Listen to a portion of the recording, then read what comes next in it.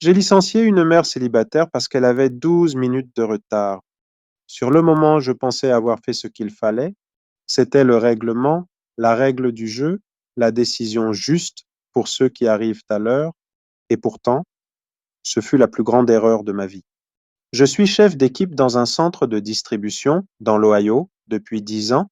Chez nous, tout se joue à la minute parce que si la chaîne s'arrête, on perd des milliers de dollars. Alors on applique la règle des 3 avertissements. Froide, nette, écrite en rouge dans le manuel. Tout le monde la connaît, tout le monde la signe. Avertissement verbal, avertissement écrit, puis licenciement. Maya, l'une de mes meilleures employées, est arrivée à la 3e et dernière étape. C'était une femme discrète, la trentaine, avec dans les yeux une fatigue qu'on voit chez des gens beaucoup plus âgés. Elle ne se plaignait jamais, ne s'attardait jamais, travaillait en silence. Puis le mois dernier, quelque chose a changé. Un premier retard de 10 minutes. Problème de voiture, murmure-t-elle. Je lui donne l'avertissement verbal, comme le règlement le demande. 2 semaines plus tard, 20 minutes de retard. Elle semble épuisée, décoiffée, presque perdue. Avertissement écrit, sans explication, sans écoute. Je me souviens lui avoir dit: je t'apprécie, mais je ne peux pas faire d'exception. Puis est arrivé mardi. Le travail commence à 6 heures, mais à 6h12, Maya franchit la porte en courant. Elle ne porte pas ses bottes habituelles, mais des baskets. Ses yeux sont rouges, comme si elle avait pleuré longtemps. Je ne pose pas de questions. Je ne veux pas savoir. Je veux seulement appliquer la règle. Je l'appelle dans mon bureau, où la lettre de licenciement l'attend déjà. Tu sais pourquoi tu es là, dis-je froidement. Elle ne supplie pas et ne ment pas. Elle regarde ses mains tremblantes et dit simplement: je sais, je suis désolée. Je lui réponds: je dois te laisser partir. Elle lit la feuille, puis me regarde une dernière fois. Dans ses yeux, je vois une terreur brute, puis une lumière qui s'éteint. Elle signe d'une main tremblante: merci pour l'opportunité. Elle part dans le froid et moi je reprends mon café, satisfait d'avoir respecté la règle. J'étais un idiot. 2 jours plus tard, j'entends 2 collègues parler d'elle dans la salle de pause. On ne voit plus Maya. Jack l'a virée. Dur, surtout avec le petit.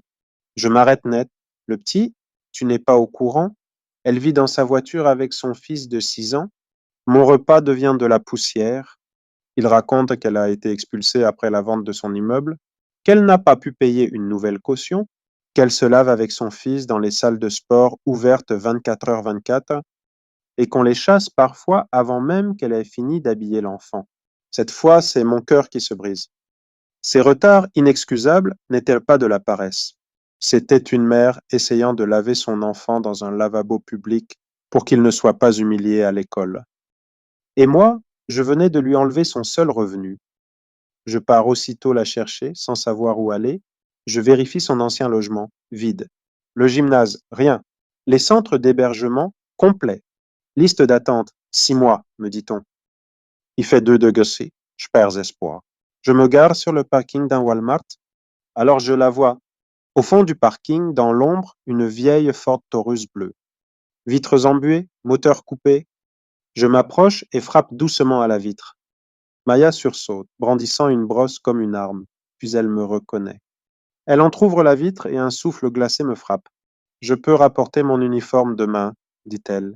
J'ai juste besoin de... Maya ouvre la porte. Elle hésite, puis déverrouille. Sur la banquette arrière, un petit garçon dort, serrant une figurine de super-héros. Ses joues sont bleues de froid. Il va bien? Demandai-je. Il a froid, dit-elle en pleurant. On n'a plus d'essence. Je ne sais plus où aller. Et là, je réalise que j'ai mesuré sa valeur en 12 minutes. Je lui dis: tu ne vas pas rapporter ton uniforme. Elle sursaute. Tu reviens travailler. Quand tu veux. J'ai annulé ton dossier. Tu n'es pas licencié. Elle ne comprend pas. Mais la règle? Au diable la règle, dis-je.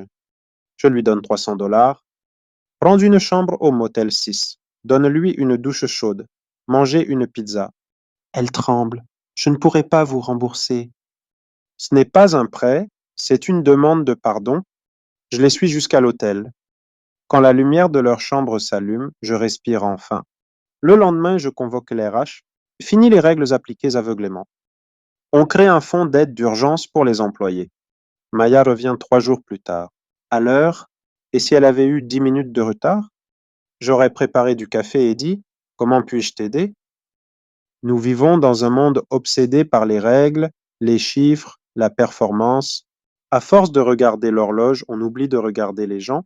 Soyez ferme, soyez juste, mais surtout, soyez humain, parce qu'une règle ne grelotte pas. Un tableau Excel n'a jamais eu froid. Les gens, si.